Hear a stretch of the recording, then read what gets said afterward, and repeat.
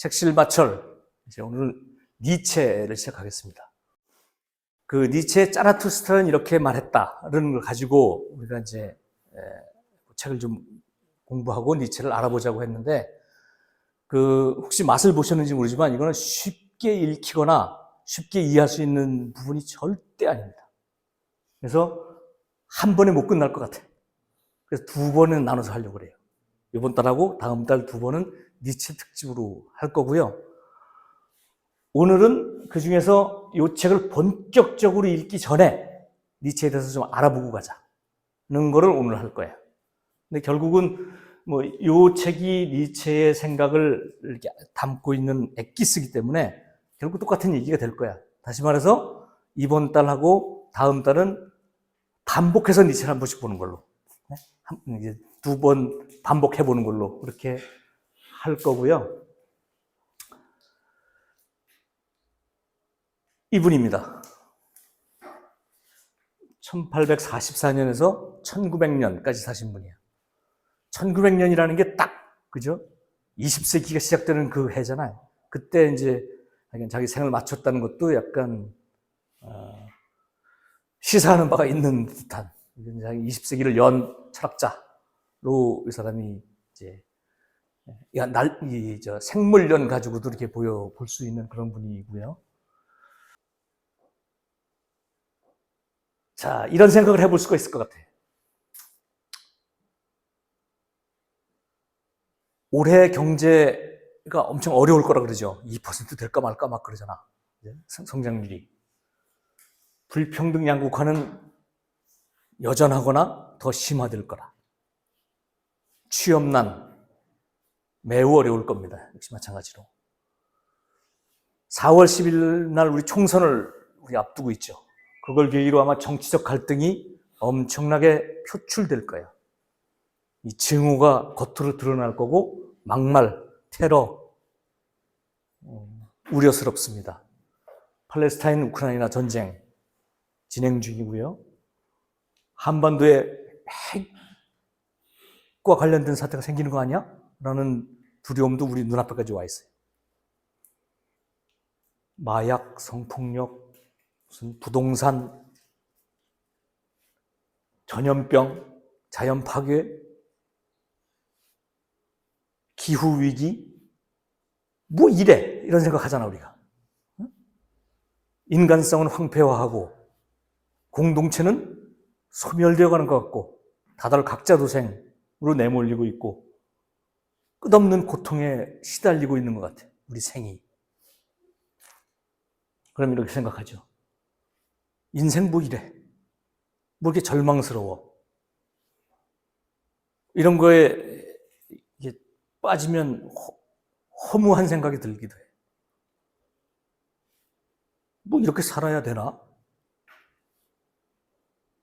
그런 거를 이제 허무주의, 염세주의 이렇게 불러요. 자, 허무와 염세. 허무는 기존의 가치 체계와 일체의 권위가 전부 다 허망하기 그지없다 라는 생각이에요. 염세, 세계는 원래 불합리하고 잘못으로 가득 차서 행복하지 않은 곳이다 라는 생각. 뭐 비슷하거나 뭐 연결되어 있는 생각이죠. 자, 니체는 그와 같은 상황에서 우리는 이 허무와 비관과 염세를 어떻게 극복할 수 있을까를 가지고 철학을 한 사람입니다. 그래서 니체를 허무주의 철학자라고 이렇게 딱 단정해서 얘기하면 안 될 것 같아요. 허무에 대해서 문제의식을 가진 사람이라는 의미에서 허무주의 철학자지만, 자, 여기서 어떻게 희망을 우린 찾아낼 수 있을까를 가지고 일생을 두고 고민한 사람이라고 저는 평가를 해요. 니체는 그래서 그 허무의 근원을 한번 찾아가 보겠다. 근원을 찾아가 봐야 이 허무를 어떻게 극복할지가 보일 것이다 라고 생각을 했던 것 같고, 그러한 생각을 능동적 허무주의라고 부른대요. 수동적으로 우리 세상이 허무하다, 우리 향락에 빠지거나 무관심한 이기주의에 빠지거나 하는 쪽에서 머물면 이건 수동적인 거예요. 호모에서 벗어나지 못하는 거죠. 근데 니체의 니힐리즘은 자, 그와 같은 도피의 삶을 거부하고 이 허무의 근원을 한번 찾아가 보자. 그러면 거기에 적극적으로 내가 개입해서 그 근원을 개선하거나 타파하거나 함으로써 허무를 극복할 수 있지 않을까라는 생각을 가졌던 사람이라고 보여지고요. 그래서 저는 그 니체 철학을 저는 이렇게 표현을 하고 싶어요. 절망의 시대에 부르는 희망의 노래다. 이렇게 표시하고 싶어요. 자, 그래서 이제 과연 니체는 어떤 사람인가를 먼저 우선 알아보는 걸로 시작을 할 텐데요. 제가 이 사람한테 자기소개를 한번 하라 그러더라고요. 자기소개 한번 해보세요. 라고 했더니 이 사람이 이렇게 했어. 이 사람이 쓴 책 중에 이 사람을 보라 라는 책이 있어요. 원제는 에케 호모 이렇게 읽거나 에체 오모라고 읽는 요건데 요게 이제 이 사람을 보라라는 뜻이에요. 라틴어인가 그럴 거야. 이 책은 니체가 쓴 여러 가지 책 중에 맨 마지막에 쓴 책이에요. 1888년에 쓰여졌고 이 1889년에 이 사람은 이제 미쳐버리거든요. 그러니까 미치기 직전 그 전년에 썼던 책이고요. 실제로 이 책이 출판된 거는 이 사람이 1900년에 죽었다 그랬잖아. 그 사후에 출판이 됐어요. 그러면서 평가받기를 자기 스스로가 쓴 자기 철학의 입문서라고 평가를 받아요. 그래서 이 책을 읽으면 니체에 대해서 감을 잡을 수가 있는 책이기도 하고 이 사람이 어떤 사람이다라고 하는 것을 자기 스스로 얘기한 거를 우리가 확인할 수 있어요. 그런데 이 책의 목차 장별 제목이 요래. 나는 왜 이렇게 똑똑한가? 나는 왜 이렇게 스마트할까? 나는 왜 이렇게 좋은 책만 쓰나? 나는 어떻게 해서 이 인류의 하나의 운명이 될 수밖에 없는가? 요거를 각 장의 제목으로 잡았어. 엄청나게 자기 자랑을 하는 거예요. 그죠? 나는 왜 이렇게 지혜로운가? 나는 왜 이렇게 스마트한가? 나는 왜 이렇게 좋은 책만 주로 쓰나? 나는 왜 이렇게 운명일 수밖에 없는가? 이런 얘기를 하는 아주 자기 자랑의 끝판왕 같은 책인데, 이 에케 호모라는 이 책은, 이 제목은, 그 성경에서 갖고 온 말이래요. 성경에 이제 그 요한복음에, 이게 이제 본디오 빌라도인가? 저기 총독이야. 이스라엘에 와 있던 로마 총독이 그 예수를 잡아다가 조사를 했는데 이게 이 사람이 죄를 잘 못 찾겠는 거야. 반역을 한 것도 아니고. 그래가지고 사람들한테 물어봐. 이 사람 보시오. 이 사람 보시오. 이 사람이 뭘 잘못했다고 당신들 얘기하는 거요? 그랬더니 사람들이, 그 사람 막 십자가에 못 박으라고 막 그래갖고 이 사람이 마지막에 자, 나는 이 사람이 무슨 죄를 졌는지 모르겠으니 당신들 알아서 못 박든지 말든지 알아서 하시오. 그래갖고 이제 못 박혀 돌아가시오. 그때 이 사람이 한 말이 에케 호모, 에체 오모 이렇게 얘기를 했다는 거예요. 자, 이 사람을 봐라. 그러면서 니체가 요 말을 따다가 자기를 그 예수랑 거의 비견하는 듯한 투로 자기를 소개를 하는 거예요. 그래서 이제 이 사람을 보라는 책의 첫 부분이 이렇게 시작이 돼요. 나는 내 운명을 안다. 언젠가 내 이름은 어떤 놀라운 회상과 연결될 것이다. 지상에 한 번도 없었던 위기, 가장 깊은 양심과의 충돌, 이제까지 믿고 요구되고 신성시되었던 모든 것에 반하는 결정에 관한 해상과 접목될 것이다. 나는 인간이 아니다. 나는 다이너마이트다. 이게 첫 문장이에요. 첫 부분이에요. 나는 내 운명을 아는데 나중에 나를 회상할 때는 굉장한 사건처럼 기억할 거다, 여러분. 이렇게 얘기를 하고 있고 나는 인간이 아니다. 나는 다이너마이트다. 이렇게 얘기를 해요. 이게 도대체 무슨 소리일까? 자기가 얼마나 이 자긍심이 높았으면 자기를 예수랑 비교를 하고 나는 왜 이렇게 똑똑한지를 이렇게 장 제목으로 해서 자기를 소개하고 있을까? 하는 거를 한번 염두에 두고 한번 들어봅시다. 그래서 이것만 갖고는 안 되겠어서 이제 우리가 한번 니체의 어린 시절 한번 이제 조사를 해보면 이래요. 1844년에 태어났고 아버지도 할아버지도 모두 목사였대요. 그래서 이 사람도 처음에 이제 당연히 목사가 돼야 되는 이런 정도의 사람이었는데 아버지가 어렸을 때 돌아가셔요. 그리고 조금 있다가 남동생이 죽어. 그래서 이 집은 이제 아들만 둘이었는데 남동생이 죽고 그래서 나머지는 전부 다 여자들 틈에서 평생을 살아요. 뭐 여동생, 뭐 엄마, 뭐 이렇게만 같이 사는 거야. 근데 이 사람은 음악을 굉장히 잘했대요. 그 피아노를 굉장히 잘 쳤대. 뭐 작곡도 하고 이렇게 피아노를 굉장히 잘 쳤고 처음에 이제 신학을 공부를 했었는데 공부하다 어떤 생각이 들었냐면 삼위일체라고 있죠, 그죠? 성부와 성자와 성령 이게 이제 결국은 하나다. 그리고 이게 이제 일체다. 그게 이제 삼위일체설이잖아. 근데 이 생각을 하다가 성부, 성자 뭔가 악한 게 하나 있어야 될 것 같은 느낌이 들더라는 거야. 좋은 거 세 개만 갖다 놓으면 이게 뭔지를 잘 알 수가 있을까? 나쁜 거랑 비교를 해야 알 수 있지 않을까? 뭐 이런 좀 기발한 생각이 들었대. 그러면서 철학을 공부를 하기 시작했다는 거야. 야, 이거 좀 내가 좀 밝혀봐야 되겠다. 근데 이제 이 사람은 이제 수포자 비슷해. 수학을 잘 못했대.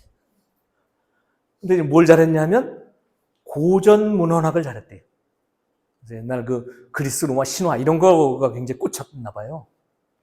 특히 거기 이제 디오니소스 신의 굉장히 매력을 느끼게 되었대요. 그래가지고 이 고전 문헌학, 그리스 로마 신화를 연구하는 거를 이 사람의 첫 그 과제로 삼아서 공부를 해서 너무너무 공부를 잘해서 논문 심사 없이 바로 교수가 돼버렸대. 학생이었다가. 그게 24살 때. 그러니까 굉장히 영민한 천재였던 것 같아요. 그죠? 그래서 24살 때 교수가 됐고, 대개 이 사람의 생애를 이렇게 보면 10년 단위로 이제 큰 변화를 겪으면서 살게 돼요. 10년 동안 교수를 하다가 건강이 나빠져서 사임을 합니다. 다시 10년 후에 이제 이 사람은 이제 정신이 완전히 미쳐버려요. 다시 10년 후에 사망을 해요. 이렇게 딱 25살, 정확히는 24살, 그 다음에 35세에 교수 사임, 45세에 이제 정신이 미치게 되고, 56세에 사망. 요렇게 이제 일생이 그려집니다. 자, 처음에 논문도 안 쓰고 대학 교수가 됐다고 그랬는데, 그 직후에 이 사람이 이제 첫 번째 저작을 냅니다. 그게 비극의 탄생이라는 책이에요. 1872년에 출간된, 그러니까 28살인가? 쯤에 출판된 첫 번째 저술인데, 이 책은, 그러니까 내용이 이렇습니다. 한번 볼까요? 세계와 사물의 진리는 과학이 아니라 예술에 의해서 드러난다. 어떤 상황이나 이걸 볼 때, 과학으로 볼 수도 있고, 그 다음에 예술로도 볼 수 있는데, 실제 인간의 존재가 잘 드러나는 것은 예술로 볼 때이다. 신화로 볼 때이다. 근데 그런 예술은 크게 둘로 나눌 수가 있다. 하나는 아폴론적인 예술, 하나는 디오니소스적인 예술로 나눌 수가 있다. 아폴론적인 예술이란 어떤 거냐 하면 균형 잡히고 딱 질서가 잡히고 명료한 이런 거야. 딱 각이 맞는 거.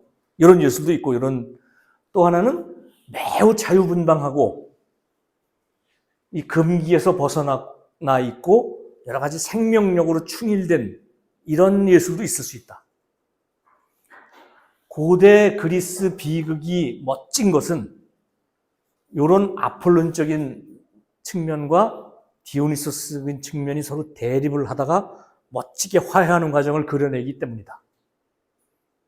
그리스 비극은 다시 말해서 아폴론적인 것과 디오니소스적인 것이 대립하는 멋진 과정, 그리고 그게 감동적으로 화해하는 과정을 만들어내고 있기 때문에 우리는 그리스 비극을 보면 우리가 감동을 느끼는 거다. 요렇게 이제 그리스 비극을 이제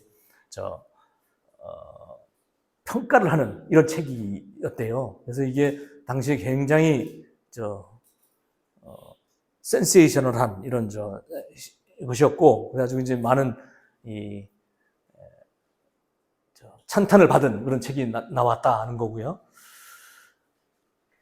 그래서 아폴론주의인 것은 비극을, 옛날에 이제 그리스에는 비극 그 콘테스트가 열렸대요. 그래서 비극 경연대회가 매년 열려가지고, 여러 가지 이제 멋진 비극, 여러 가지 신화나 이런 어떤 이런 역사적인 사실을 가지고 비극으로 만들어서 경연을 하는 게 이제 매년 열렸는데, 거기서 이제 많은 비극들이 이게 창상이 이제 만들어지는데, 그게 다 이제 살펴보면 이런 거라는 거죠. 아폴론적인 것과 디오니소스적인 것이 이게 대립하고, 그 다음에 융합하고, 승화되는 이런 거를 만들어내기 때문에 우리가 그리스 비극이 너무나 멋진 것이다 라는 쪽으로 해석을 하면서, 이 배우의 연기나 대사 이런 것들이 아폴론적인 것을 드러내고 있고, 뒤에 나오는 이런 배경 합창, 이게 디오니소스적인 것으로 구성이 된다. 이게 둘이 멋지게 조화를 이루어서 그리스 비극은 우리가 모두들 감동하는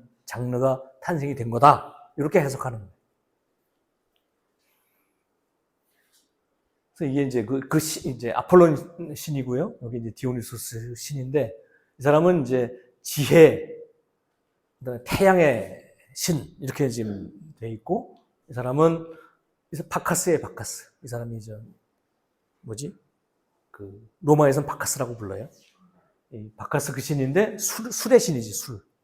그다음에 황홀경, 무질서, 혼연일체의 신이고, 그래서 둘이 상당히 대조적인 이 두 부분이 그리스 비극에서는 잘 드러나고 있다. 뭐 이렇게 해석하는 그런 거였어요. 근데 특히 디오니스적인 이런 신을 표상하는 대표적인 인물이 프로메테우스라고 이 사람을 분석을 해. 그 비극의 탄생이라는 책에서. 프로메테우스라고 들어봤나요? 인류에게 불을 가져다 준 죄로 신들에게 벌을 받아서 간을 독수리한테 쪼이는 평생 그런 벌을 받게 된 사람. 그 사람이 대표적인 이 디오니소스적인 인물이다. 이렇게 이 사람은 평가를 하고 있어요. 인류의 불을 가져다 주는 모습이고, 그래서 이제 여기서 간을 쪼여 먹히는 이제 신들의 벌을 받아서, 그래서 매일 간이 새로 나. 그 다음날 또 쪼아 먹혀. 이걸 이제 평생 그런 벌을 받았고, 이거 관련해서 이제 인간들이 한테 불을 갖다 줬다고 해서 이제 벌을 받았고, 불을 받은 인간들한테는 또 이 판도라라는 여자를 줘가지고, 판도라가 인류 최초의 여성인데, 최초의 여성인데, 최초의 인류인데, 이 집에 가면 무슨 항아리가 있었는데, 상자가 있었는데, 그 안을 열어보지 말라는 항아리가 있었는데, 그걸 열어봤더니, 거기서 이제 온갖 나쁜 것들이 다 뛰쳐나왔다는 거잖아요. 질병, 고난, 괴로움, 절망, 이런 거 다 뛰쳐나와가지고, 놀라가지고 팍 닫았대. 그랬는데, 거기 언저리에 나올 뻔하다 안 남은 게 희망만 남았다는 거야. 그래서 이 세상이 온통 비극적이고 어두운 것으로 가득 차게 그 기원이 되었는데, 그래도 그나마 희망을 여기다 우리가 가지고 있기 때문에, 우리는 희망을 가지면 우리는 세상을 잘 살 수 있다. 이런 이제 이게 여기서 나오는 이야기예요. 그게 이제 이런 얘기고, 나중에 이거 보시고요. 우리가 이제 이렇게 볼 수 있을 거야. 어디지? 어느 날 천둥이 빠바박 친다. 그러면 피레침을 달아야 되겠군. 이렇게 생각할 수도 있고, 죄 짓지 말아야 되겠다. 이렇게 생각할 수 있다는 거야. 앞에 거는 과학적인 생각인 거야. 뒤에 거는 약간 신화적인 생각 또는 예술적인 생각인 거지. 우리는 이 뒷부분을 주목해야 된다는 거야. 근데 그 뒷부분, 그 예술적인 생각이 아폴론적인 것이 있고 디오니소스적인 것이 있다. 그리스의 비극은 아폴론적인 것과 디오니소스적인 것이 멋지게 융합하고 대립하는 그런 과정을 그리기 때문에 그리스의 비극은 멋질 수밖에 없다. 우리는 감동을 받을 수밖에 없다. 그런데 그런 비극이 지금 사라져가고 있다. 그리스 비극 같은 이런 부분이 사라져가고 있는 게 뭐냐면 요 디오니소스적인 것들이 지금 힘을 잃고 있기 때문이다. 그 대표적인 이유가 소크라테스다. 소크라테스는 이제 너 자신을 알라, 지식, 그 다음에 뭐 이런 거를 무지로부터 해방 이런 걸 이제 얘기한 사람이잖아요. 여기서 이 아폴론적인 부분, 지혜를 강조하고 이 디오니소스적인 이런 황홀경 이런 것들을 도외시하는 철학이 만들어졌고 그게 플라톤 이렇게 이어져서 오늘까지 이루어졌기 때문에 생명력의 몰락을 가져왔다. 서구가 지금 이런 허무, 퇴폐로 가득 차게 된 거는 이것 때문이다. 그 시작은 소크라테스 플라톤에서부터 시작이 됐다. 이런 그 지성, 형이상 이런 것들이 과학을 가져와 가지고 우리는 번개칠 때 피레침다 생각만 하지 똑바로 살아야 되겠다는 생각 안 한다. 여기에 문제가 있는 거다. 이렇게 이제 풀어가는 시초가 된 이제 저작이 비극의 탄생이에요. 이거는 이제 매우 초기에 그 니체의 어떤 사상을 이제 형성한 그 책이라고 생각이 되고요. 자, 그래서 이제 니체와 관련된 일생 이거를 한번 몇 가지 인물들을 통해서 볼게요. 여기서 이 사람이 니체죠, 그죠? 코스염 보면 알잖아요. 자, 우선 요걸 볼게요. 아까 지금 서구가 허무에 가득 찬 이런 서구 문명이 이렇게 퇴폐로 가득 차게 된 거는 뭐라고요? 디오니소스적인 것이 사라지고 옛날에 그리스 비극에서 보여지던 이 아폴론적인 것과 디오니소스적인 것에 어떤 싱싱한 두 개가 있어서 서로 대립하고 융합하는 그 과정을 잃었기 때문이다. 그거를 다시 요즘에 이제 되살리려고 하는 사람이 있는데 그 사람이 바그너다 이렇게 얘기를 해서 바그너의 음악이 옛날의 그리스 그의 비극을 효과적으로 다시 부흥시키려는 경향에 가득 차 있다. 그래서 이 사람이 바그너를 엄청 좋아해. 그래서 바그너네 집에 가서 거의 살다시피 해요. 그리고 이 사람이 아까 얘기했지 음악을 엄청 잘하는 조예가 깊은 사람이라고 했잖아요. 그죠? 피아노도 잘 치고. 그래서 그 여러 가지로 해서 이 바그너하고 매우 친하게 지냅니다. 거의 아버지로 생각을 할 정도로. 그래서 거의 아버지처럼 숭앙을 하면서 바그너 집에 가서 살아요, 거의. 이 바그너의 부인이 코지마라고 있었는데, 이 사람은 이제 바그너가 이혼을 하고 두 번째로 얻은 부인인데, 이 코지마라는 사람은 리스트라는 음악가가 있지. 그 사람의 무슨 딸이래. 그래서 이 사람도 이제 음악 잘하는 집안의 규수야. 그래서 이 세 사람이 거의 동거를 하다시피 같이 사는 거야. 그러면서 이 니체가 이 코지마 여사하고도 약간 연정을 느끼는 정도까지 가고 막 그랬대요. 근데 그게 이제 어떤 이런 관계로 발전하진 않았지만, 그런 정도가 될 정도로 이 바그너의 약간 꽂혀 있는 상태의 한 시절을 보냈다. 그런 얘기가 있고요. 또 이 둘 사이에는 약간의 연정이 느껴지는 그런 상태까지 발전을 했다. 이렇게 됩니다. 자, 요 구도를 한번 볼게요. 니체는 결혼을 하지 않았습니다. 평생 독신으로 살았습니다. 근데 호감을 가졌던 여인이 한 명 있었어요. 그 사람이 루살로메라는 사람이에요. 그래서 니체는 루살로메에게 몇 번 청혼을 했었는데 잘 이루어지진 않았습니다.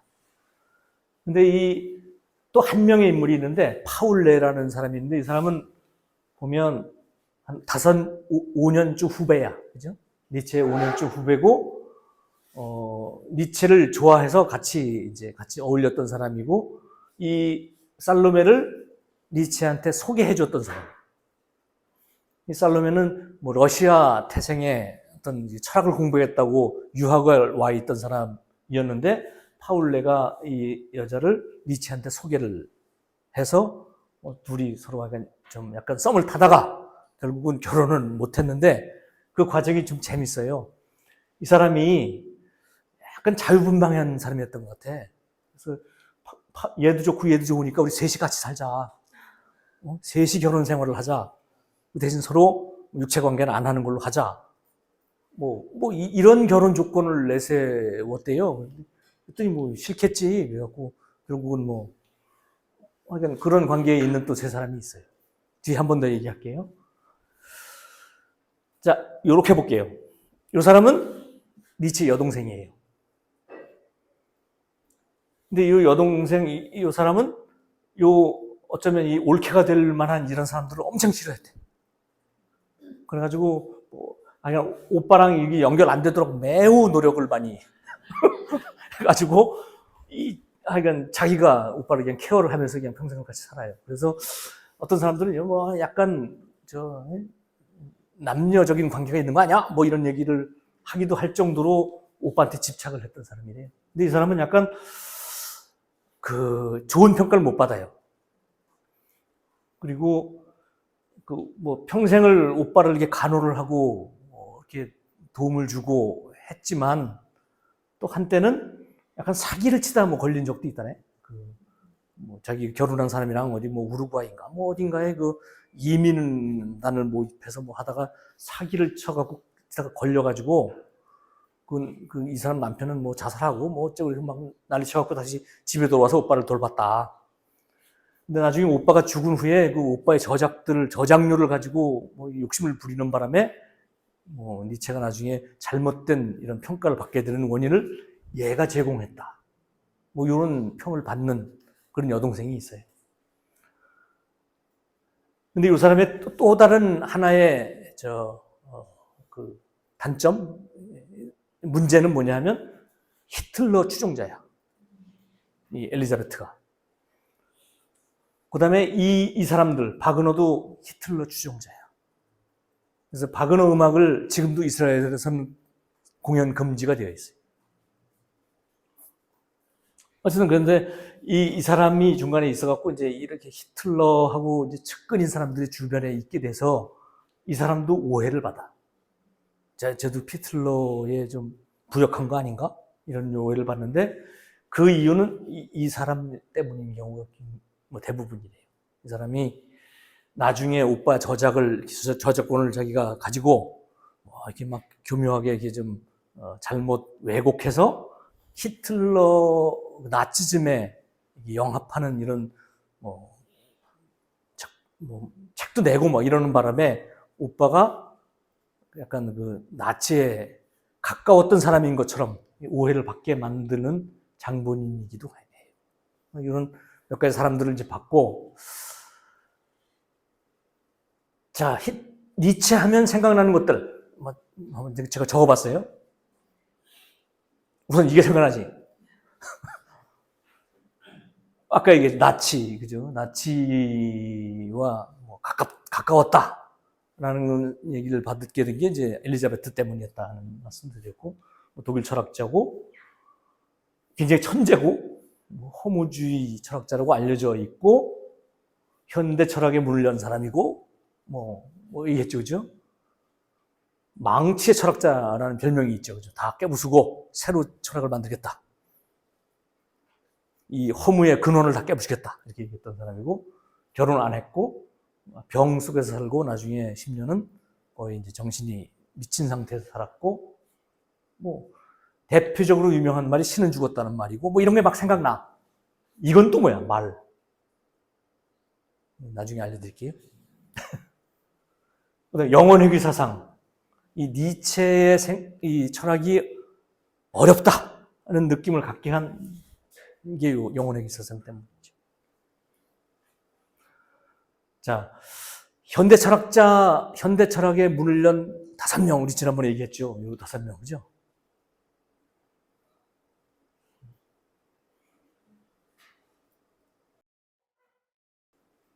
그때 뭐랬지? 마니 후소프인가? 뭐 이렇게 했죠. 마르크스, 니체, 후설, 소슈르, 프로이트 이렇게 얘기했었지.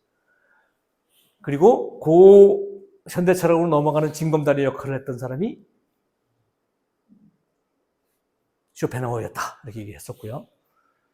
쇼펜하우어 우리 생각나죠, 그죠? 이 이상에 이제 드러나 있는 우리 보이는 것들은 전부 다 표상이다. 본질은 따로 있다. 그 본질은 의지다. 근데 그 의지는 자기가 살고 그다음에 우위를 점하기 위한 여러 가지 욕구 이런 걸 가지고 있기 때문에 이 세상은 고통으로 가득 차게 되어 있다. 하지만 우리의 본질은 표상이 아니라 의지이기 때문에 우리는 죽음을 극복할 수 있다. 뭐 이런 얘기를 했었죠, 그죠? 그래서 그 영향을 많이 받았던 이런 사람들이 특히 이제 니체가 쇼펜하우어의 영향을 많이 받아요. 나중에 보면 쇼펜하우어에서 우리 본 것 같은데? 라는 이런 얘기들을 많이 하게 될 거야. 그래서 이 사람들이 현대 철학의 문을 연 대표적인 철학자고 그중에 이 니체가 그 중에 한 분이다. 얘기를 했었죠. 요 그림도 보여드렸죠, 그죠? 그래서 이렇게 요 5명이 같은 시기에 활동을 했던 요 5명을 저는 이제 주목해서 현대 철학의 시조라 이렇게 생각한다. 요 니체 영향을 받은 사람이 대표적으로 하이데거하고 푸코라는 사람이에요.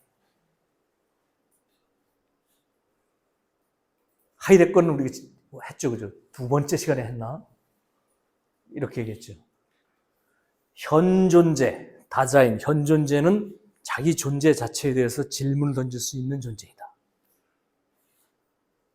그리고 현존재는 그와 같은 존재 물음을 통해서 죽음으로의 선구, 죽음을 미리 찾아가서 가봄으로 해서 내 오늘의 현재를 더 충실하게 살 수가 있다. 따라서 이 죽음은 내가 새로운 것을 시작할 수 있는 힘이 되기도 한다.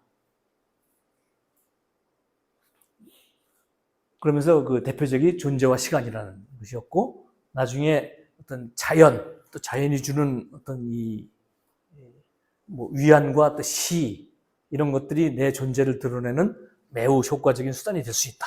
뭐 이렇게 얘기했던 기억나죠? 그게 이런 형이상학을 극복하고 자연으로 회귀하고 이런 부분이 좀 되게 니체에서 영향받은 거예요. 미셀 푸코, 이제 이 사람은 요 니체 다음에 우리가 하려고 생각하는 사람이에요. 이 사람은 어떤 이 구조주의 철학자예요. 어떤 우리의 생각과 행동을 규정하는 뭔가 큰 스트럭처가 있는데 그거의 본질을 밝히자는 철학을 했던 사람이고 그것을 계보학적으로 탐구해 보겠다. 자, 요게 지금 우리의 지금 현상인데 이게 처음에 어떻게 생겼을까를 찾아 올라가는 방식으로 철학을 해보자. 자, 우리 권력이라는 게 있어. 이미 권력이 처음에 어떻게 생겼을까? 과거, 중세, 아니면 그 원시 처음에 어떻게 생겼을까? 이런 식으로 철학을 해. 그러면 본질이 보일 거다 이런 생각. 요거를 니체한테 배운 거예요. 니체가 그렇게 철학을 했어요. 나중에 그것도 말씀드릴게요. 그래서 우리가 요 니체 다음에는 미셀 푸코를 우리가 하려고 생각하고 있어요. 자, 이 사람 아까 망치 얘기했죠, 그죠? 망치를 든 철학자. 다 깨부수겠다. 우리한테 허물을 가져오고 있는 그 근원에 찾아가서 근원에 있는 것들을 다 깨부수고 새로 철학을 만들겠다. 나는 망치는커녕 난 다이너마이트다 이렇게 스스로 자처했던 사람이고요. 자, 그럼 그 근원에 뭐가 있을까? 이런 생각이 있다는 거예요. 그동안 우리 서양 철학의 어떤 서양의 생각의 근원에 뭐가 있냐면 우리는 이상, 가치, 이데아 이런 거를 위해서 살아야 한다. 플라톤이 그런 거잖아요, 그죠? 이런 건 다 허상이야, 이거. 진짜는 이데아가 따로 있어. 우리는 그림자를 보고 사는 거야. 이데아를 위해서 우리 삶을 바쳐야 되겠어. 뭐 이렇게 얘기하면서 이데아는 저기 있어. 하늘에 태양처럼 떠 있어. 이렇게 얘기했던 어떤 생각이잖아요. 그죠? 우리의 삶은 이상과 가치와 이데아를 구현하는 어떤 수단이다. 이렇게 생각을 했는데 이게 잘못된 것 같다는 거예요. 이런 것들은 우리 수단, 이걸 수단으로 삼아서 우리 삶을 풍성하게 해야지. 우리 삶을 더 건강하게 해야지. 이상이나 가치나 이데아가 있다면 그거는 우리 삶을 더 건강하게 하는 수단이어야지. 누가 뒤집었어요, 이거? 이렇게 얘기를 합니다. 그래서 요래야 된다는 거예요. 이건 잘못됐다는 거예요. 서양 철학이 요래서 지금 우리가 이렇게 지금 별로 우리가 지금 허무에 가득 찬 삶을 만들어내고 있다는 거죠. 우리의 삶을 수단으로 해서 이것을 찾는 게 아니고 이런 것들을 수단해서 우리 삶을 건강하게 만드는 게 더 중요한 거야. 누가 바꿔놓은 거야, 이거? 누가 바꿨을까? 형이상하게 바꿨다. 플라톤주의가 바꿨다는 거예요. 이데아를 최우선시하고 나머지는 전부 다 그림자야. 이건 허상이야. 이건 바뀌는 거야. 영원히 바뀌지 않는 하늘의 태양처럼 떠있는 이데아를 찾아가야 돼, 우리는. 라고 생각하는 이 형이상학이 이거 바꿔놓은 거예요. 수단과 목적을. 또 하나가 기독교 전통이 이렇게 바꿨다. 신을 중시하고 인간은 원죄에 빠져있는 존재라고 하는 생각이 우리 삶을 피폐하게 만든 거야. 그래서 우리가 자꾸 허무에 빠졌다는 생각을 하게 되는 거야. 요거 둘을 깨부셔야 돼. 그래서 내가 망치를 들고 나서겠어. 이런. 이상과 가치와 신을 절대시하는 이런 방식. 그게 우리 삶의 자유로운 발전을 구속하고 있어. 우리를 불행하게 하고 있고 건강하지 못하게 만드는 원흉이야. 수단과 목적이 바뀐 거야, 지금. 그 바꾼 게 누구냐? 플라톤주의하고 잘못된 기독교가 바꾼 거야. 요게 퇴폐주의 허무의 근원이야. 요걸 깨부셔야 돼.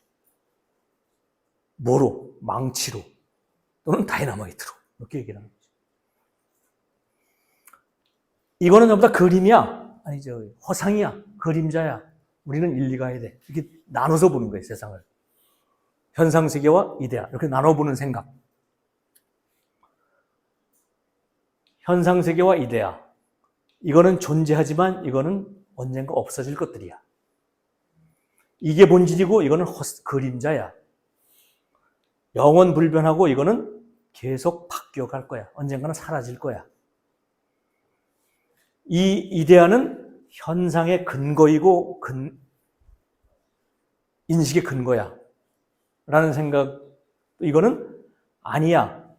이런 현상은 그 이데아의 모사일 뿐이야. 라는 생각. 이거는 신의 세계고 이건 인간의 세계야. 이게 신의 완전성이고 인간의 불완전성, 인간의 원죄. 요렇게 나눠보는 생각. 요거 잘못됐다는 거예요. 요걸 깨우시겠다.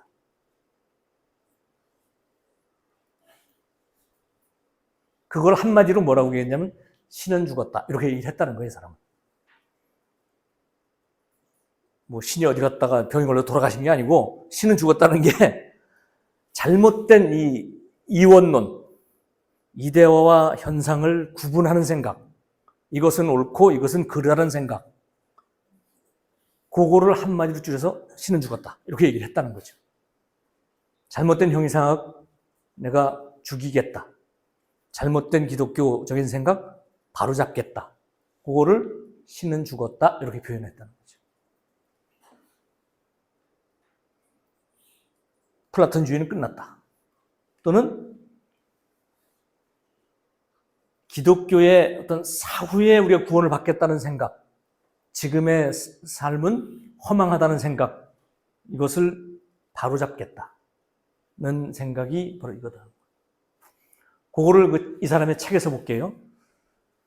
자라투스트라는 이렇게 말했다는 책에 제1부에 이런 부분이 나와요. 자, 이게 이제 아마도 이게 신은 죽었다는 말이 처음 나오는 부분일 거예요. 여기 이제 어떻게 나오나 한번 볼까요? 볼까요? 그때 몰락해 가는 자는 내가 서쪽으로 건너가고 있는 자라는 것을 깨닫고 나를 축복하리라. 그리고 그가 인식하는 태양은 정오에 머물게 있게 될 것이다. 모든 신은 죽었다. 이제 우리는 초인이 살기를 바란다. 이것이 그 위대한 정오에 우리가 품는 궁극의 의지가 되게 하라. 자라투스트라는 이렇게 말했다. 잘 이해가 됩니까? 안 돼요. 이 책은 전부 다 이런 식으로 쓰여 있어요. 막 그 은유, 이 시, 약간 이 노래, 그리고 이게 전부 다 정오, 몰락 이런 게 막 나오면서 이게 엄청 우리를 괴롭힙니다. 이 문면이. 근데 내용은 그런 거야.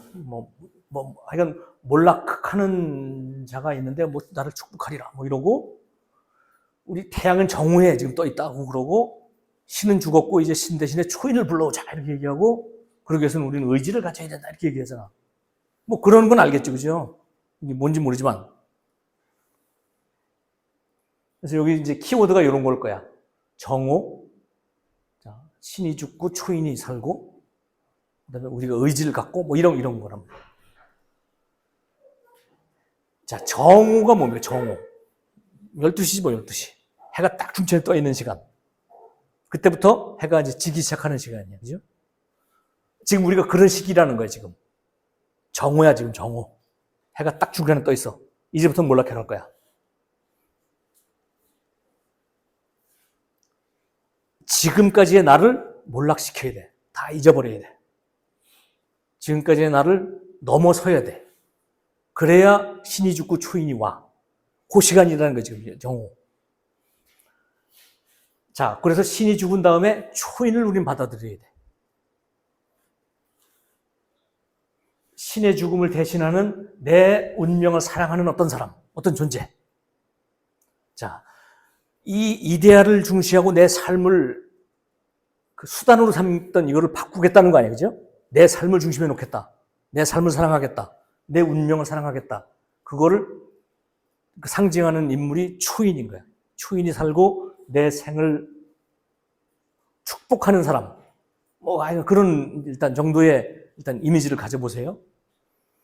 자, 지금이 그래서 위대한 정오야. 모든 것이 몰락이 시작되고 지금 과거를 잊어버리고 새로운 초인의 세계로 가는 그 정점에 있는 시간. 신이 죽고 초인이 옵니다. 우리는 초임을 영접하기 위해서 우리가 굳센 의지를 가져야 돼. 이런 정도 얘기를 하고 있는 것 같아.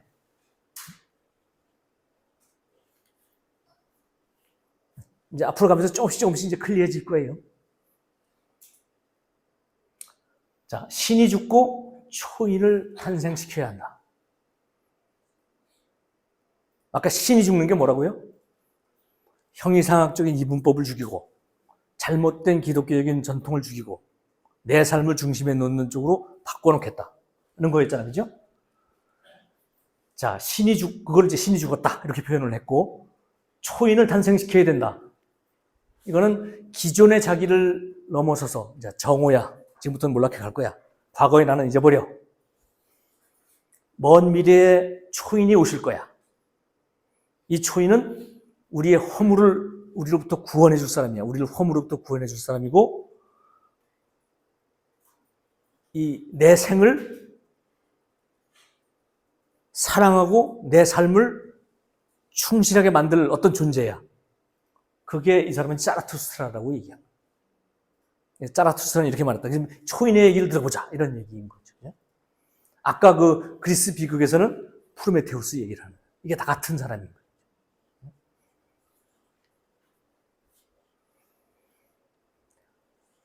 그 자라투스트라는 여기서 왔대요. 그죠? 조로아스터 종교가 있잖아요. 페르시아, 이란 이쪽에. 그거를 이제 독일식으로 읽으면 자라투스트라라는 거고, 그래서 이거는 말은 거기서 따왔다는 거고, 어떤 이미지는 이 이미지. 내가 인간을 위해서 불을 가져다 주고 내 생간을 쪼여먹히더라도 이렇게 하겠다는 이 긍정, 이런 쪽을 표상하는 사람. 이게 다 이제 자라투스트라라는 이미지로 또는 그 발음으로 이렇게 이제 와 있어서 자라투스트라는 이렇게 말했다라는 책이 쓰여졌다. 그런 얘기고요. 그래서 니체가 생각하는 이 자기에 대한 사랑, 자기 삶에 대한 긍정, 이런 거는 뭐 자기를 초월하는 거야. 지금 과거의 나를 버리는 거야. 그 버리는 지금 시작점이 있어. 위대한 정오야. 지금부터 과거를 버리고 새로운 오후를 맞을 거야. 이때 초인이 올 거야. 그거는 자기를 초월하는 것이고 지금까지 자기를 몰락시켜가는 것이고 막 이런 얘기들이 이제 그 짜라스트라는 이렇게 말했다를 읽으면 이런 초월, 몰락 이런 얘기들이 막 나와요. 그러니까 그게 그런 정도의 이미지를 가지고 그것을 읽어야 이게 이제 이게 이런 뜻이구나 이렇게 알아질 거예요. 자기를 초월한다. 기존의 자기를 뛰어넘어서 새로운 대자연과 혼연일체가 되는 삶을 찾아가는 뭐 그런 걸 의미야. 이 삶의 근원을 위해서 자기 자신을 기존의 기성의 이런 가치를 몰락시켜 가야 하는 이런 상황. 그 위대한 정오, 지금 우리의 정오에 와 있어. 신은 죽었어 이제. 초인을 받아들입시다. 그러면 우리는 의지를 가져야 해. 자, 이런 거예요. 기존의 자기를 몰락시키고 자기를 넘어서 새로운 자기를 받아들여. 운명을 사랑하는 거야. 이렇게 만들어진 자기를 다시 몰락시켜. 이렇게 계속 도는 거예요. 계속 돌면서 점점 발전시켜. 이게 뭔가 빙빙 도는 거예요. 그거를 영혼회귀라고 부르는 거예요. 뱅뱅 돌잖아, 자꾸. 기존의 자기를 몰락시키고 자기를 넘어서 새로운 초인을 받아들여 운명을 사랑해. 이 만들어진 자기를 다시 또 초극해. 뭐 이런 느낌의 어떤 서클이라고 일단 생각을 하시고요. 자, 그 관련되는 부분 이거 한번 또 읽어볼게요. 사랑하는 자는 경멸하기 때문에 창조하려고 한다. 자신이 사랑하는 것을 경멸할 줄 모르는 자가 사랑을 알겠는가? 나의 형제여, 그대의 사랑, 그대의 창조와 함께 그대의 고독 속으로 들어가라. 그러면 나중에 가서 정의가 다리를 절며 그대를 뒤따라올 것이다. 나의 형제여, 그대의 눈물과 함께 고독 속으로 들어가라. 나는 자기 자신을 넘어 창조하려고 파멸하는 자를 사랑한다. 자라투스트라는 이렇게 말했다. 이게 이제 이런 시가 이렇게 연결되면서 맨 마지막에 요걸로 전부 다 끝나죠. 자라투스트라는 이렇게 말했다. 이렇게 끝나는데 내용인지 그거야. 뭔가 자기를 지금의 자기를 파멸시키는 자, 그리고 그것이 또 새로 창조하는 자. 이게 이제 막 이게 돌아가는 듯한 느낌의 창조와 함께 고독 속으로 들어가라. 즉 기존의 자기를 넘어서서 파멸시키고 새로운 자기를 창조하는 쪽으로 들어가라. 그러면 정의가 다리를 절며 그대를 뒤따라올 것이다. 뭔가 멋있잖아요? 저는 이 부분이 되게 멋있는 것 같아요. 그러니까 내용은 그런 거예요. 근데 이게 이런 은유와 뭐 이런 운율과 이런 비유와 이런 걸로 이제 막 꽉 차 있는 책이기 때문에 이걸 그냥 읽으면 진짜 안 읽어지는 책이에요. 그래서 이걸 2번 반복하겠다는 거예요. 다음 달에도 이걸 하겠다. 그래서 이제 영혼회귀가 나옵니다. 영혼회귀. 그래서 이제 그걸 요렇게 한번 생각해 보면 어떨까 싶어요. 이제 영혼회귀가 나오는 부분을 한번 볼게요. 한번 읽어봐 주실래요? 큰 소리로. 모든 것은 갔다가 다시 돌아온다. 존재의 수레바퀴는 영원히 돌고 있다. 모든 것은 죽어가고 있다. 그리고 모든 것은 또다시 꽃을 피운다. 존재의 시간은 영원히 돌고 있는 것이다. 모든 것은 파괴되고 또 새롭게 결합된다. 똑같은 존재의 집이 영원히 재건된다. 모든 것은 헤어졌다가 또다시 만난다. 존재의 수레바퀴는 영원히 자신에게 충실하다. 모든 순간마다 존재는 시작된다. 저곳의 모든 동은 이곳 주위를 돌고 있다. 중심은 모든 곳에 있다. 영원의 길은 곡선이다. 어때요? 느낌이? 모든 것은 갔다가 다시 돌아온다. 죽어갔던 것은 다시 나와서 꽃을 피운다. 시간은 영원히 돌고 있다. 파괴된 것은 다시 재건된다. 헤어졌던 것은 다시 만난다. 수레바퀴처럼 돈다. 하여간 이 사람이 그려내고자 하는 이미지는 보여지지, 뭔가. 그죠? 이것이 뭐 돌아가고 있는 거야, 지금. 몰락한 것이 다시 새로운 창조를 가져오고, 죽어간 것이 다시 탄생하고, 뭐 이런 이미지를 시를 통해서 이렇게 전달하다 보니까, 이게 뭐야? 이런 생각이 들어요. 이게 뭐야? 읽어보니까 어때요? 한숨이 나오지. 자, 그래서 이제 이래서 이게 저 영혼회귀 사상이 엄청나게 어렵게 느껴지는 거예요. 이게 도대체 뭔 소리야, 이게? 자, 요렇게 한번 볼까요? 요새 이런 거 많았죠. 맞나? 과거로 돌아가서 현재를 바꾸는 이야기 많지. 영화에 많지, 그죠? 백투더 퓨처. 엄마 아버지가 이렇게 찌글찌글하게 살잖아. 그러니까 이제 아들이 과거로 돌아가서 엄마 아빠 결혼할 때, 아니, 연애할 때로 돌아가서 이렇게 바꿔주는 거야. 그래갖고 이제 자기 또, 현재가 또 훌륭한 이런 집안을 만들고 자기도 멋진 청년이 되는, 터미네이터도 그런 거잖아. 인류가 지금 파멸을 향해서 가고 있어. 막 그 핵전쟁이 터지고, 야, 그 시초가 된 그 과학자는 지금 찾아가는 거야. 그래서 이걸 바꿔주는 거야. 현재가. 이런 얘기. 이런 게 영화에서 많이 이제 가져오는 모티프인데, 이런 얘기 비슷한 거야. 영원 회귀, 계속 되돌아간다. 자, 내 생이 반복된다면 어떻게 하시겠습니까? 지금 내가 살고 있잖아. 그래서 내가 60세까지 살았어. 나중에 한 번 또 산다면.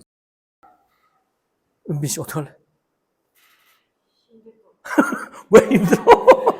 왜 힘들어? 또 살아야 되면 힘들다고. 자, 이게 접니다. 이렇게 태어나서 이렇게 살고 있어. 여기까지 왔어. 네? 여기 살고 있어요. 이제 어떤 과거, 미래로 갈 거야. 네? 다시 돌아간다면. 좋잖아. 젊어지는데.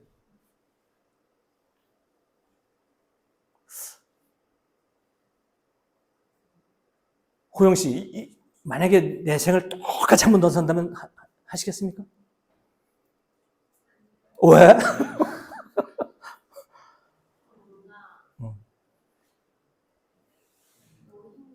힘들 것 같아?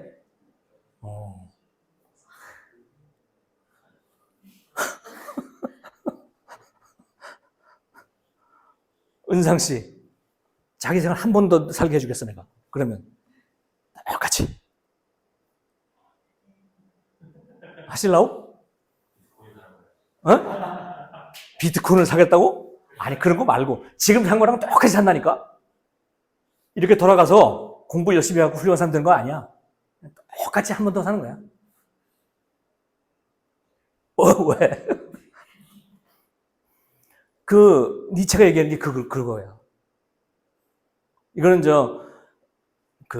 이게 사유 훈련을 한번 해보자는 거야. 자, 당신이 지금 살았던 거랑 똑같은 생을 한 번 더 살게 된다면, 아니, 수천만 번 더 살게 된다면, 수억 번 더 살게 된다면, 당신 지금 어떻게 하실랍니까? 이걸 묻는 거야. 지금 사는 삶을 앞으로 수억 번 더 살 건데? 지금 우리가 그러고 있는 건지도 몰라. 나 지금 수억 번 살았는데, 이게 돌아가서 기억을 갖고 돌아가는 게 아니잖아요. 지금 여기 와 있는 거야. 2천만 번째 여기 와 있는 거야, 지금.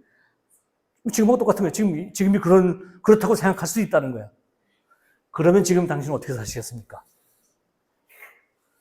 오우, 정신 번쩍 나지 않아요? 이거 한 번 하고 말면, 그렇게 생각했는데, 이걸 수억 번 한다면, 잘 살아야 되겠다. 이거 앞으로 수억 번 더 할 텐데, 이런 생각이 들어라, 이러니.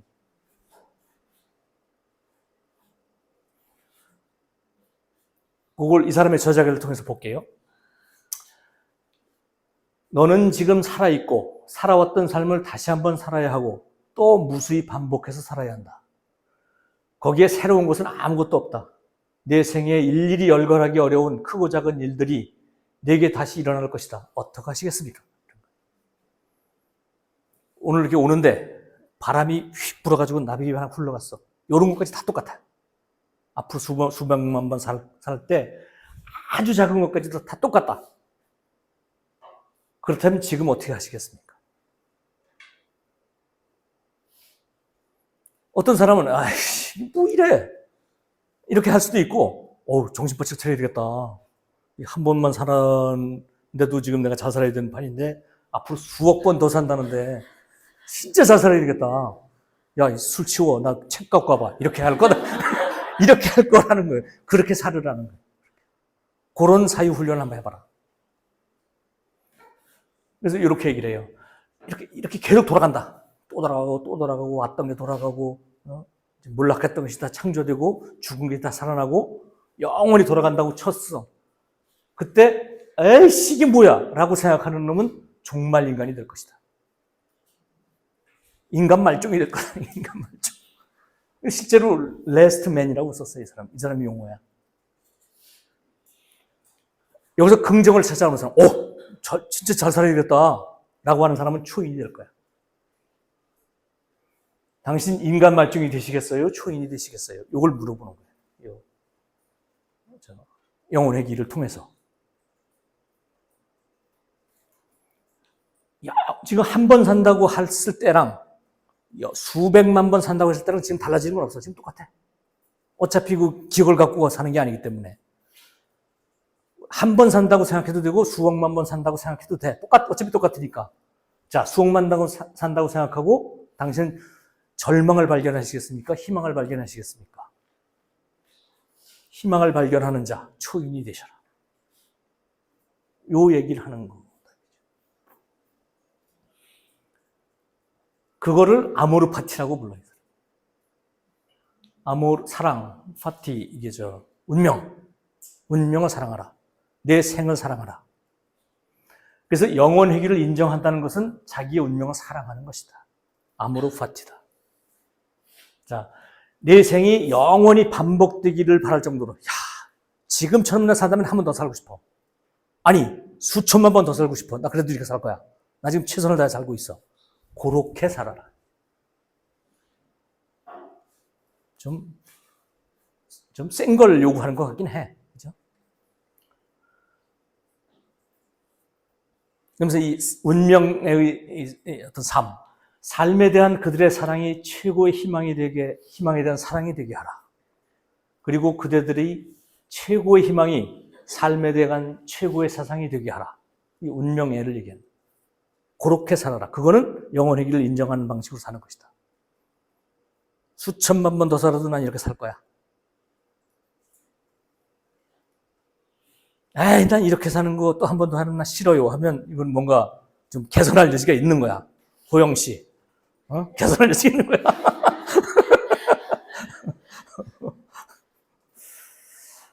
그러니까 그런 얘기라고 이제 보고 이제 요런 이제 사전 지식을 가지고 다음 시간에는 짜라투스트라는 이렇게 말했다 읽을 거예요, 같이. 그러면 훨씬 좀 읽혀질 거야. 자, 그러면서 또 요 얘기를 해요. 낙타와 사자와 어린아이 이야기를, 비유를 들어요. 그게 일부 첫 문장이 그렇게 시작이 돼. 이게 이제 서문이 있고 1부, 2부, 3부, 4부 이렇게 있는데 일부 첫 문장이 이렇게 시작이 돼요. 그대들에게 정신의 세 가지 변화에 대해서 말하겠다.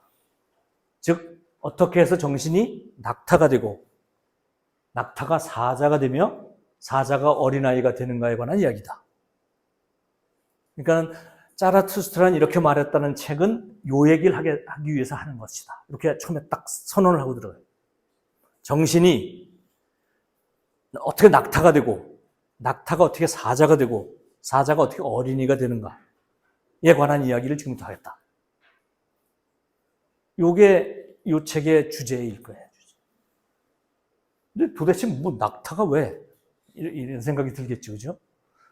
낙타는 이런 겁니다. 낙타 보셨나요? 이 낙타는 그 사막을 걸어가는 동물이야, 그죠? 어우적 하면서 짐을 잔뜩 싣고 태양이 자결하는 사막을 건너서 오아시스를 찾아가는 동물이에요. 무거운 짐을 지고 의무에 복종하면서 기존의 도덕이나 가치 이런 것들을 감당하면서 묵묵히 걸어가는 동물. 현실을 긍정하고 내 의무를 포기하지 않는 삶인 거예요. 뭐 나쁜 삶은 아니지. 그래서 낙처럼 살아야지 우리. 태양이 뜨겁다고 뭐 짐 벗어 던지면 안 되지. 어쨌든 이 낙타 같은 삶이 있는 거예요. 이게 나쁘지는 않죠. 그런데 좀 힘들 것 같잖아. 이 짐 확 벗어 번지고 그냥 들판에서 뛰어놀면 더 좋잖아. 그게 사자야. 기존의 권위, 남의 눈, 사회적인 의무, 부양에 대한 부담 벗어버리고 들판에서 뛰는 거야, 일단. 내 삶의 노예, 낙타처럼 삶의 노예가 아니라 내가 주체가 되는 거야. 구속으로부터 해방된 자유로운 존재야. 이렇게 되면 좋겠지. 낙타보다는 낫겠다, 이게. 자, 우리의 정신은 낙타처럼 나한테 주어진 짐을 지고 묵묵히 사막을 건너가는 삶도 있는데 자유로워져라 좀. 기존의 도덕 속박되지 마라. 이 단가? 어린아이로 가라, 어린아이로. 이게 제 그 손녀예요. 얘가 이제 옛날에 이제 뭐 꽃 뜯어 먹는, 이건 이 사자부터 한 단계 더 나가라. 그것마저도 넘어서라. 모든 게 그다음에 이제 다 잔치야. 재밌고 놀이고 모든 게 소꿉장난이야. 대자연과 즐겁게 놀고 춤으로 즐기면서 자연과 혼연일체된 긍정의 존재. 삶이 낙타도 아니고 사자도 아니고 그냥 놀이야, 놀이. 잔치야, 잔치. 축제야. 그렇게 살면 최고지 뭐. 어떠한 억압과 구속으로부터도 자유롭고 순진무구하고 떼타지 않는 이러한 게 요게 바로 초인이야. 자, 초인은 짜라투스트라고, 초인은 프로메테우스고, 초인은 어린이 같아야 돼요. 요게 진짜 자기 삶을 긍정하는 거예요.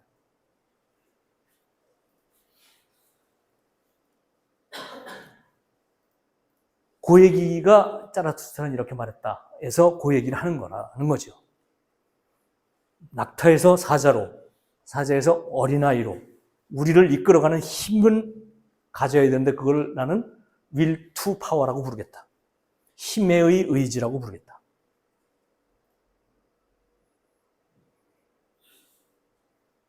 내 삶을 낙타로부터 사자로, 사자로부터 어린아이로, 그리고 초인으로 만들어가는 그 힘을 힘의 의지라고 부르겠다. 우리는 이 힘의 의지를 가져야 한다. 자, 힘의 의지를 가질 지금 그 순간에 와 있다. 위대한 정오다. 지금부터 나를 몰락시켜가라. 과거의 나를 잊어버려라. 신을 죽이고 새로운 초인을 받아들이자. 초인은 어린이야. 초인은 디오니소스야. 초인은 프로메테우스야. 그걸 나는 짜라투스트라는 인물을 가지고 이 책에서 보여줄게. 라는 거죠. 그래서 이 짜라투스트라는 어떤 게 차용된, 조로아스터에서 차용된 이미지를 하나 가져와서 지금의 삶을 헛되다고 생각하는, 그리고 천국에서만 구원을 얻을 수 있다고 하는 초월적인 종교를 부정하고 신이 없는 인생의 허물을 극복하고 모든 것은 이데아를 향해서 내 삶을 희생해야 되겠다는 생각을 넘어서서 대자연에 펼쳐지는 불면의 삶을 창조하는 그러한 행복을 전하는 이야기를 지금부터 들려주겠다. 라는 게 이 책. 이 그림이 이게 저런 거래요. 이게 니체가 이제 그 아까 병이 나서, 그죠? 그 10년 만에 교수를 그만두고 이제 뭐라지 요양을 하면서 10년을 보내거든요. 근데 그 갔다가 어디 이런 산을 봤대. 이게 어디 스위스에 있는 무슨 이게 호수고 산이 이렇게 갈라진 산이 있는데 이걸 보고 나서 여기서 영혼의 길을 딱 떠올렸다네. 그래갖고 이제 이 산이 유명하대요. 그래서 여기서 이제 영혼의 길 사상이 딱 떠올리는 이런 장소라고 그러네. 그래서 여기까지 들으면 야, 짜라투스는 이렇게 말했다. 이거 읽어보고 싶은 생각이 확 생겼죠. 그래서 다음 시간에 이제 그걸 이제 주로 읽어보는 수업을 할 거고, 잠시 여기서 이제 휴식을 하고, 그 다음에 제가 이제 또 나머지 덧붙이는 얘기를 하고 오늘 수업을 마치는 걸로 그렇게 하겠습니다.